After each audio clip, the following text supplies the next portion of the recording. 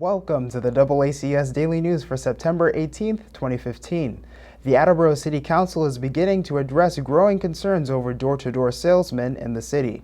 Currently, the city requires salesmen to get a license before going door-to-door, but there have been concerns that it's not enough to protect residents from con artists.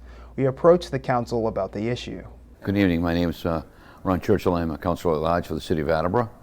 And one of the things that's through my licensing committee, which I am the chair, is about door-to-door salesmen getting permission through the city. It's a controversial issue because there are pros and cons in both. The council is concerned about elderly people and people being victimized by people coming to the door, but at the same time, there are some legitimate vendors out there, and it's difficult to decide which way to go. And at this point in time, I think if the people who apply for a vendor's license to go door-to-door and they meet all the criteria, I personally feel that we should give it to them. I think people who are going to do damage to you or try to hustle you are still going to try to do that. Whether they have permission or not, they're still going to come to your door. Unless there's a police officer standing there, there's no way to know that these guys are legit.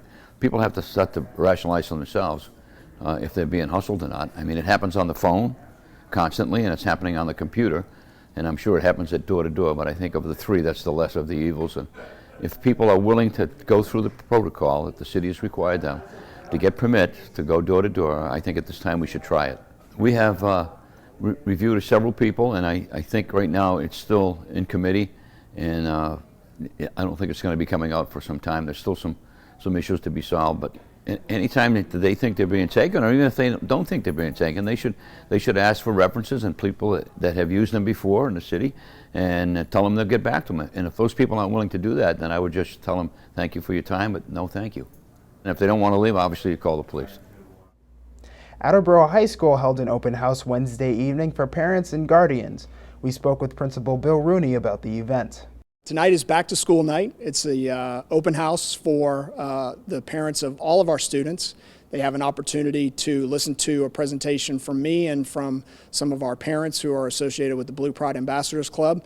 And after we finished our presentation here, they go to advisory, which is similar to homeroom, and then they follow their student schedule and they get a chance to listen to the expectations of the teachers and the wonderful things that will go on during this school year. A night like this is really important at the high school level because of the fact that communication from a high school student is not always the best.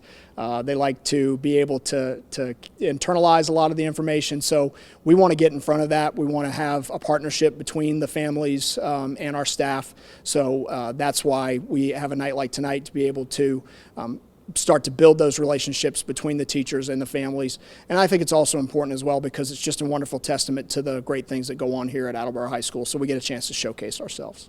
The teachers will make sure that tonight when they meet with the parents that they not only share expectations of the students, but they also will provide some opportunities for parents to contact them. We use our Aspen database to have a parent portal for parents to check grades, to check when assignments are due. A lot of our teachers put resources on there so that if a student is sick for a couple of days, then they don't have to necessarily worry about the makeup work. To the greatest extent that they're able while they're out, they can consult the online resources. This is the last step in the educational journey where you as a parent really have some control and you have the ability to be involved.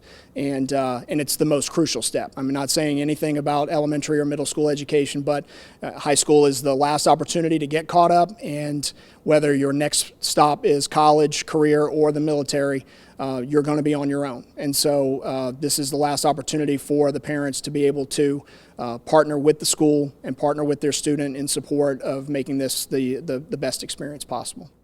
That's it for today's update. For DoubleACS News, I'm Austin Ricketts.